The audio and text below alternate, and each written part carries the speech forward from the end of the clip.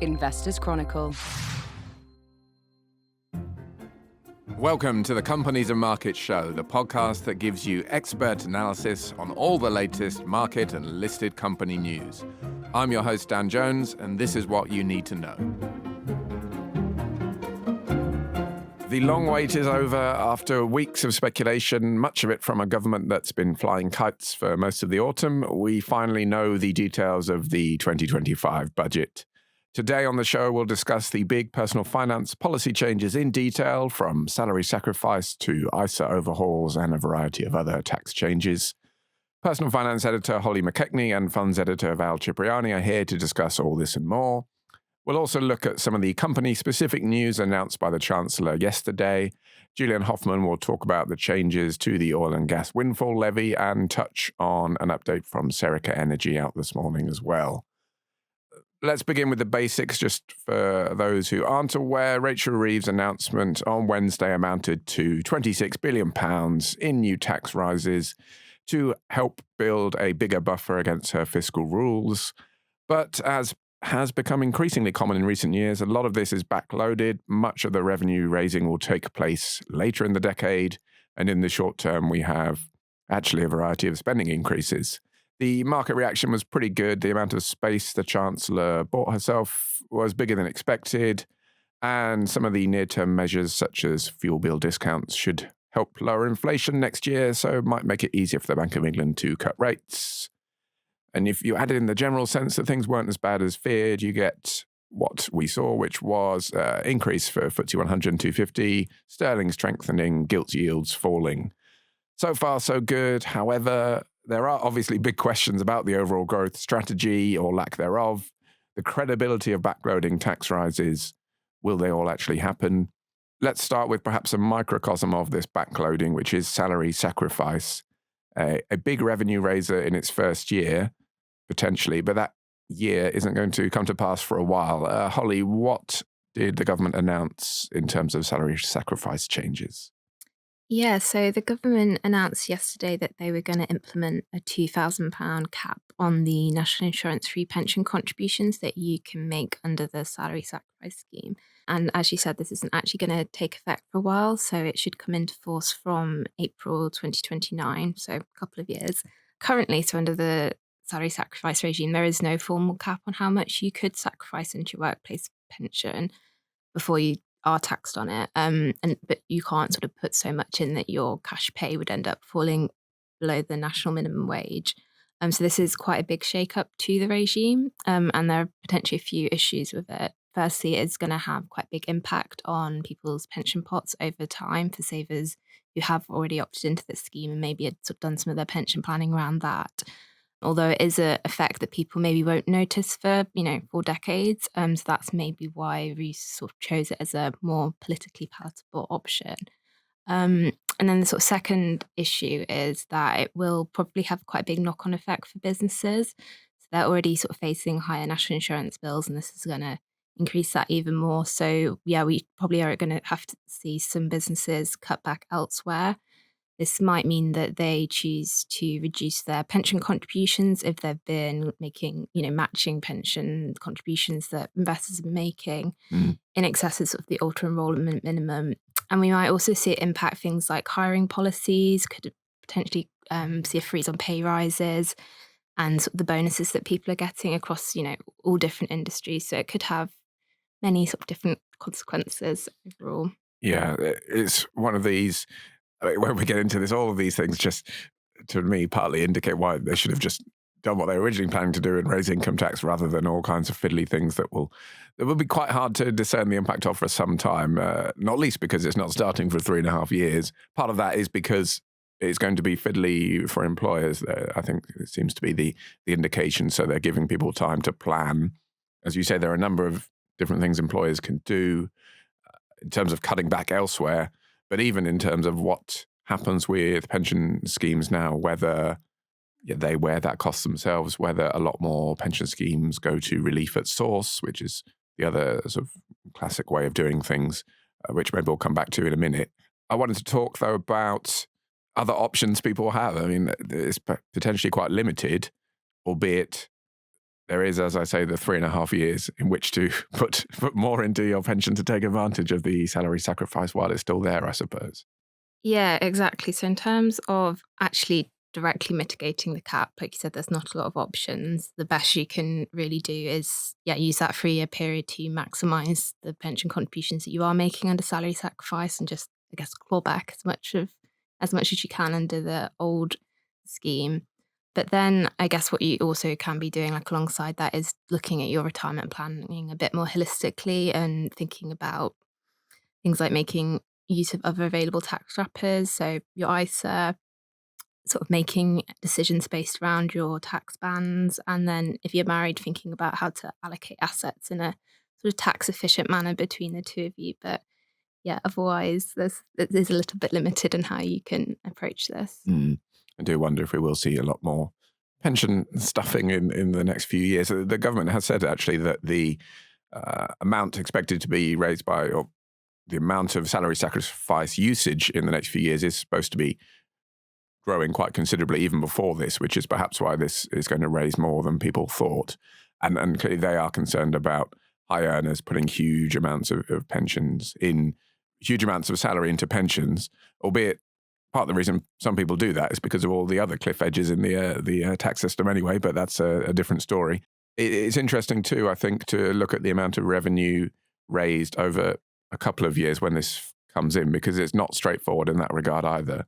Quite a bit to begin with, but then it tapers off a little bit.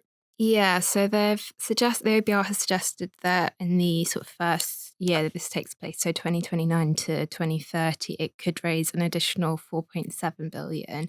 Then you have quite a big drop off in the next year, so 2030 to 31, which they're saying it should raise around 2.6 billion. So yeah, there is quite a significant drop off there, but it is more than was estimated kind of in the run up to the budgets. I think when people were speculating, they were saying it was raising an extra 2 billion. So yeah, I think they're obviously hoping that this will be quite an effective measure, but it does then show like the effect that it will have on individual pension savers. And that's the thing, it does go against many of their other attempts to get people to save more and to save more for their own retirement. We've already spoken on various occasions about the shortfall potentially in people's pensions, and this is going to add to that in a lot of cases, given may well lead to lower contributions one way or the other. So not exactly in line with some of those other policies there. The drop-off in revenue is interesting as well from a technical point of view, interesting to me perhaps, because that does relate to the relief at source change, which is different types of workplace pension schemes where if you're a high rate taxpayer, you would then claim the tax back the next year. So I think their thinking is the first year this comes in, we'll raise 4.7, as we said, and then actually it will fall by 2 billion the next year because all of those who've shifted to a reclaim system will be reclaiming it the next year, and then that will change. I mean, these things are clearly very hard to model, I imagine anyway, given all these potential different outcomes and different ways employers will be looking to change their policies in light of this. We will see. We've got a long time to wait. We'll see what actually happens there. Let's talk about something which was more surprising, because salary sacrifice, for better for worse, was at least trailed quite heavily. There were some changes to dividend savings taxes, property income taxes as well, which hadn't really been spoken about much beforehand. Can we discuss those? Yeah, sure. So I guess, yeah, these were one of the sort of few policies that weren't leaked until obviously the OBR leaked it slightly early. So they've said with dividend, saving tax and property tax that they're all going to be hiked by 2 percentage points. That's going to be for basic, higher rate and additional rate taxpayers. So with the dividend tax, that will come into force next April. And the OBR estimates that this will raise around 1.2 billion a year on average, starting from the 2027 to 2028 tax year. And the saving tax hike will be introduced from April 2027. So we've got 2 years, I guess, in the run up to that. And the likely intention of that one is probably to encourage savers to sort of move their money out of cash savings and into investments, which is sort of in line with government policies on this area. But I think something people are concerned about is how this is going to impact smaller business owners and freelancers as well, as they tend to be more reliant on their cash savings to sort of tide them over in quieter periods of work. They've got fluctuating salaries. So yeah, I guess as we sort of mentioned with the salary sacrifice, it's all those sort of unintended consequences with making tax policy changes that can be really difficult to navigate because you don't want the unintended effect of this to be that it sort of stifles entrepreneurship. So yeah, it's a difficult balancing act. Dividend tax rates obviously will have an effect there as well. One other thing we wanted to talk about, though, was a bit of a surprise. We were going to have to flip between areas relatively quickly because there was a lot in the smorgasbord budget, even if things weren't quite as bad overall as feared, perhaps, but there were lots of small things. And another thing that was really sort of snuck out was a change to VCT reliefs, Val. Yeah, so this is about like the difference basically between venture capital trusts, so VCTs, and enterprise investment schemes, so EISs. And initially, it seemed from the chancellor's speech that there was going to be good news, and there is in partly good news, because basically these schemes are going to be allowed to invest a bit more money in more mature companies. The idea being that, startups scale up and then start making more money and so start performing better. So this is good news for investors in those schemes. And what happens is, these are both schemes invest in like small, illiquid, quite risky companies. So because you are putting your money towards supporting those companies, you get a range of tax breaks back.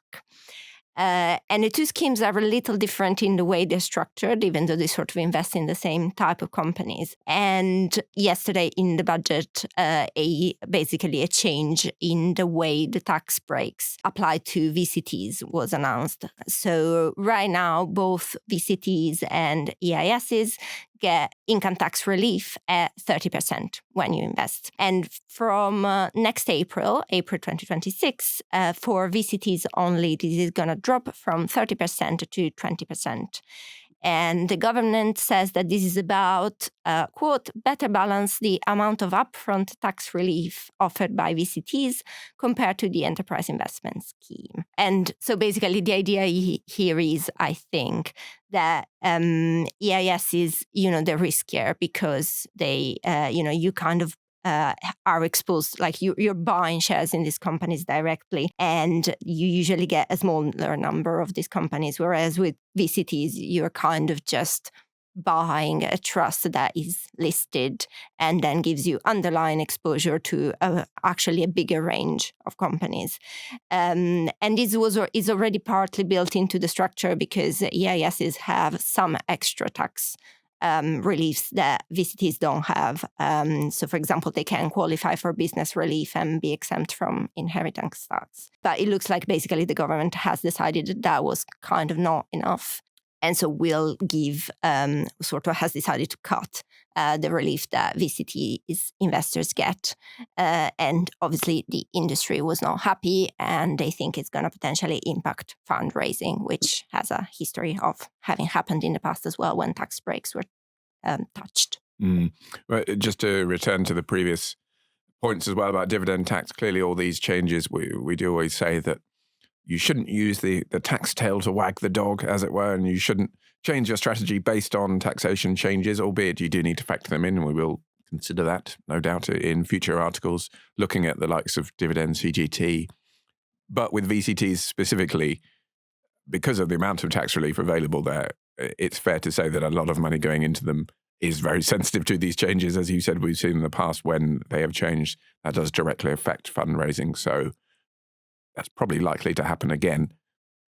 We are kind of at the start of fundraising season now, so we'll see what happens if it's going to have an immediate effect, even with changes coming in subsequently. But something there which, wasn't necessarily expected. Let's talk about something which was expected to a degree, which is the cash ISA cut. Again, something that's been talked about for several months now. There was a slight change here, though, that was not briefed, which was that the overall policy here is that the cash ISA allowance is being cut to £12,000 from £20,000, trying to encourage people to use their stocks and shares ISA allowance, which remains at £20,000. However, this cut will not apply to the over 65s. Yeah, that's correct. However, kind of bizarre it may sound, that's correct. So the cash ISA allowance cut will apply from April 2027.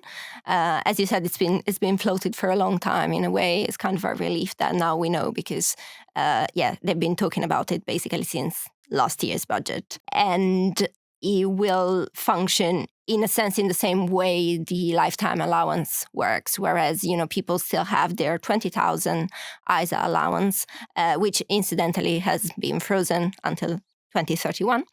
But of those 20,000, they can only put up to 12,000 into a cash ISA. And until now, people were able to put the whole allowance there.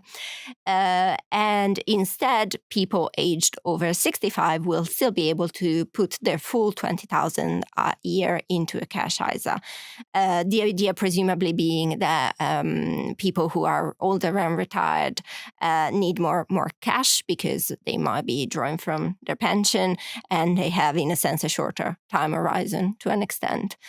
So presumably that is the thinking behind, although it is a bit of an odd one for various reasons, including the fact that the sort of threshold, like the age, is no longer even in line with the state pension at this point. And we've got like a series of different sort of thresholds because, again, the lifetime ISA instead you can access from the age of 60 if you don't take the money out to buy your first home, for example. So it's kind of like a bit complicated and confusing. And I think there is debate on, there is definitely debate on whether it will actually encourage people to invest more because a number of people have made the point that this is probably not the problem when people don't invest. And there is also the fact that, on the other hand, there is nothing stopping you, or for now, as far as we're aware, there is nothing stopping you from opening a stocks and share ISA and just holding cash in there. And actually, you do get some interest with a number of platforms, even though sometimes not as high as the best cash ISA interest rates on offer. Yeah, I think that is going to be an unavoidable risk for them. There are some other teething issues there potentially in terms of transferring between cash and stocks and shares too, which may be one reason why this isn't coming in for another just over a year rather than next April. But yes, the over 65s is slightly unusual. As you say, maybe we were speculating yesterday, or I was, maybe it's something to do with, if we go back to the first principles and their thought that cutting the cash ISA will encourage people to invest. If you're over 65, maybe they think the time horizons, depending on how old you are, might be shorter. Maybe they think if you haven't invested all these years, you're not going to do it now. I don't know. It's an unusual point to draw the line. A lot of people will obviously be in drawdown at that point as well. So very much taking money from their pot and not necessarily sticking it back into a cash ISA as well. I don't know. We're not sure of the relevance of that particular change, in short. We should talk about income tax thresholds, which are another big part of this budget, another classic stealth tax, quote unquote. Val. Yeah. So there was a lot of going back and forth on income taxes at the start of the month. It looked like, so Rachel Reeves gave a speech, people might remember, where it really sounded like everybody was convinced that she was going to actually just hike the rates of income tax and just sort of do it the more straightforward way.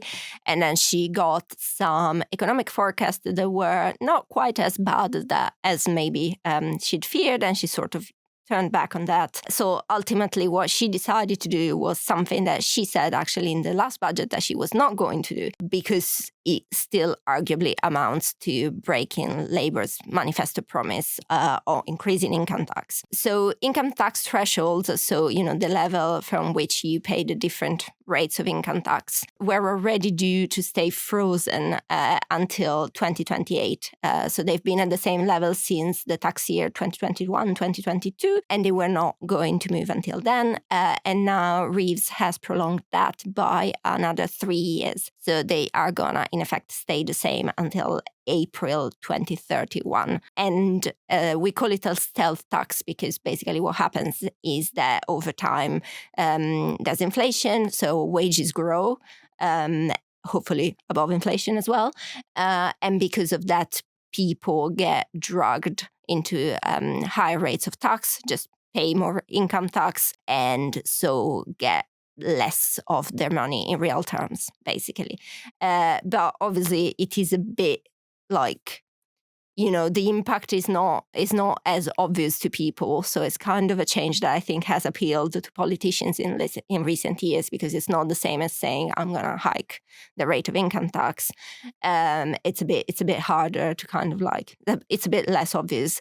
And also, as we were saying, this is very much backloading the sort of revenue raising, because we're not going to feel it until 2028, which makes it something that we can kind of forget about for now, which I'm sure is quite appealing for the government as a solution. And then the other big thing that comes into this, which we've been talking about quite a lot, is what is going on with the state pension. So the state pension, because of the triple lock, it increases every year, and it is very likely at this point to rise above the tax-free personal allowance of £12,570 from April 2027. And people have been saying for a while that this was going to be a big issue because it would mean presumably taxing the state pension for the first time, which would be complicated from an admin perspective and arguably just a bit strange in terms of, this is money the state is giving back to people and then they have to pay taxes on it. Indeed. Just to go back right to the beginning, I should say, because this is a point about which I was pleased to see in a way yesterday, the OBR said, the government had said that they changed the income tax. Well, the U-turn on income tax, they briefed it as very much because they got better figures from the OBR, i.e. they wouldn't need to raise income tax rates. But the OBR said yesterday, or effectively strongly hinted that that timeline didn't really line up. So while some of the forecasts from the OBR, like the productivity downgrade, didn't hit the finances as much as feared because we've had stronger wage growth, higher inflation, they had said that a while before, and so therefore it seems very much that the U-turn on income tax was due to the political problems, shall we say, that the government was facing, either potential leadership challenge.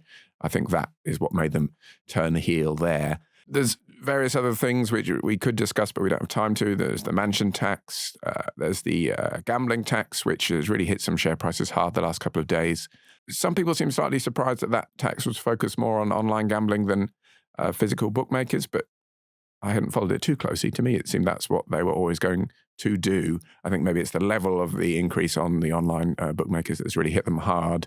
But Julian, I want to bring you in because we wanted to talk about the oil and gas levy, the energy profits levy, the windfall tax in short, because the industry, or the oil and gas industry, had been hoping that tax might change. It was due to expire in 2030. In the event they didn't really get what they wanted. No, not in the broad sense, no. What the industry was looking for was essentially the government to get rid of the levy above a certain level. It gets kind of changed into a different mechanism, but it's entirely dependent on oil prices, which is the same as the current, what they call it, the EPL. And essentially, what it was hoping for was that the new mechanism would not apply a very high marginal rate of tax to their existing profits. The EPL was brought in the aftermath of the Russian invasion of Ukraine because oil prices spiked to more than $120 a barrel. Companies were making quite high profits at that point, and this was essentially a profits tax that was brought in on that. And it's calculated that effectively companies were paying a marginal rate of about 78% on any profits over a certain level. And they've been arguing now that oil and gas prices are falling, that this marginal rate is still effectively in place, and it's basically making their business completely unprofitable. And what they were hoping for was a completely redesigned mechanism that would get rid of this kind of marginal rate. But yes, they're not going to quite get that, but they're going to get something slightly different. So essentially, the tax will come in at about 40% headline rate in the new regime, and that will be on oil prices if they go over $90 a barrel, and gas prices if they go over 90 pence a therm. So yes, it's six of one, half a dozen of the other. It's not as punitive, possibly, as anyone was expecting, but it doesn't mean that the current ASIC regime will end immediately, which is what everyone had been hoping for. With the caveat, of course, that it may collapse on its own because oil prices have been falling steadily as the Saudis ramp up production and grab market share. And they're now kind of flatlining around sort of 60, 62, something like that a barrel. And the government admits that might see the end of the current levy before March 2030, and they're already legislating in the next finance bill to replace it, should that outcome occur. And essentially, they're now saying that the new regime will only apply when prices are unusually high, but nobody can predict how long that will be, or whether prices will rise enough in order to trigger this kind of new tax regime. So it's a kind of fudge, like all these things, I guess, really. But it doesn't really draw away from that narrative of managed decline, which is something that the industry also been hoping would change. But it doesn't feel like the government is in a mood to kind of see the revival of North Sea oil. Oversee the revival of North Sea oil. It's kind of inadvertently and rather comically confirmed by the fact that alongside the announcement, they announced a special job service for the North Sea workforce that they will bring in soon, which will kind of match workers to jobs. I mean, it seems that that's you can sort of get your policy by other means, confirmed by other means, really.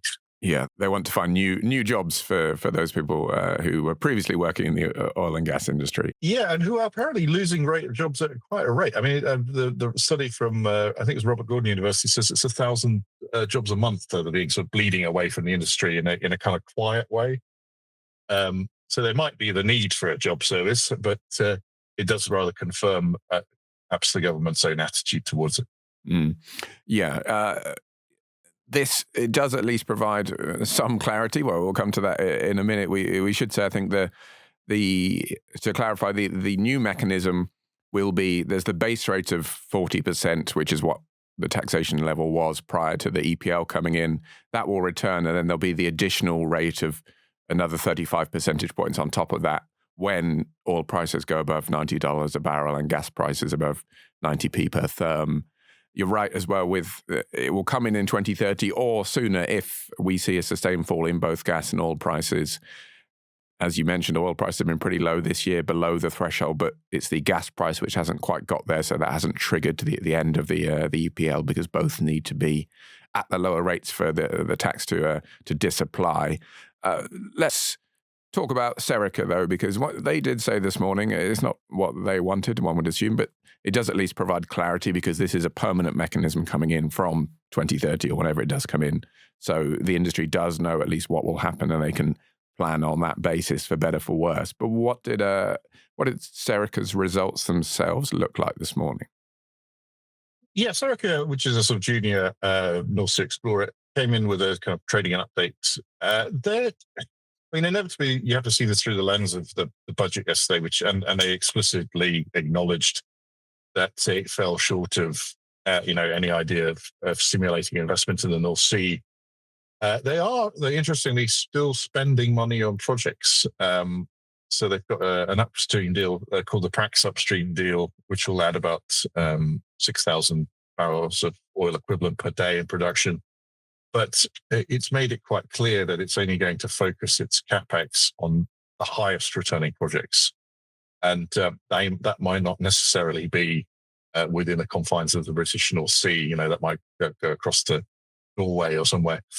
But even despite these uncertainties, they're spending at least $250,000 in capex this year, and their average output isn't bad. I mean, they're still doing 25,000 or so barrels of oil a day. So as long as maintenance doesn't interfere with production too much, they might even manage to double that. But the full year guidance is still around 27 to 28,000 barrels of oil a day equivalent for Serica. But yes, it's not so much the market reaction was was definitely coloured by the budget, and the shares were down a bit in the morning by around 6%. But yes, I guess they're kind of resigned to the situation. But, they're quite explicit about the fact that they're only going to put the money where it's worth, investing. Indeed. Well, we have unfortunately run out of time for today, but clearly the repercussions from all these changes will continue to resonate for the weeks and months ahead, and we will keep tabs on them. Thank you very much to you, Julian. Thank you to Holly, to Val, to our producer, Maddie Apthorpe, who is signing off after this episode. Thank you, Maddie. We are also taking a quick break. We will not be having a show next week, but we will be back on the 11th of December with the next Companies and Markets show.